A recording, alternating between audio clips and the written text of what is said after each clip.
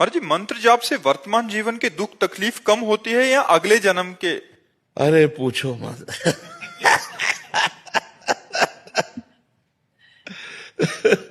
इसलिए कह रहे हैं कि अगर कहेंगे तो विश्वास नहीं होगा,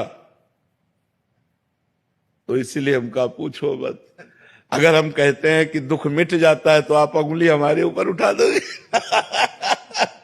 तो अगर कहोगे मंत्र जपने से क्या दुख मिट जाते हो, अगर हम कहते हैं हाँ, तो आप कहोगे आप ही भोग रहे हो, अभी तक क्या मंत्र नहीं जप पाए क्या? बात यह है कि पूर्व जो प्रारब्ध निश्चित हो गया है उसे भोगना पड़ेगा। जिसे प्रारब्ध कहते हैं उसे भोगना पड़ता है।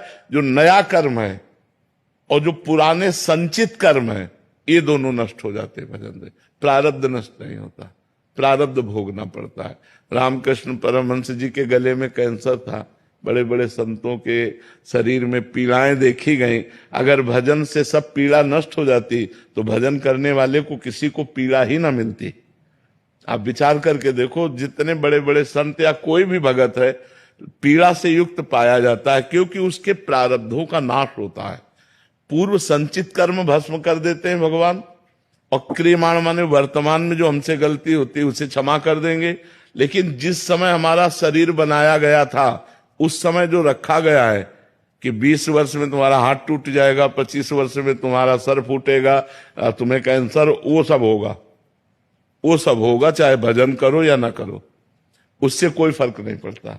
तो ये बात हिम्मत करके, हाँ ये जरूर है कि भगवान थोड़ा सहने की सामर्थ्य दे देते हैं, सहने की सामर्थ्य देते हैं कि उसी को हम रो के काटें या उसी को हंस के काटें। तो जब हम भजन में चित्त जोड़ते हैं तो थोड़ा आनंद में जीवन होता है, लेकिन भोगना पड़ता है। अवश्य में वो भोक्तव्यम कृतम कर्म शुभाशुभम, भोगना पड़ता है। इसीलिए सबको भोगना पड़ता है। इसीलिए कहा जाता है डरो पाप कर्म मत करो, क्योंकि कर्म बन गया तो भोगना पड़ेगा। अभी मनुष्य जन्म है तो नाम जप करके, भगवान का आराधन करके, तीर्थयाटन करके, दूसरों की सेवा करके आप मिटा सकते हो। और मनुष्य जन्म छूट गया, फिर नहीं मिटा पाओगे, फिर तो भोगना ही भोगना है। इसलिए खूब नाम जप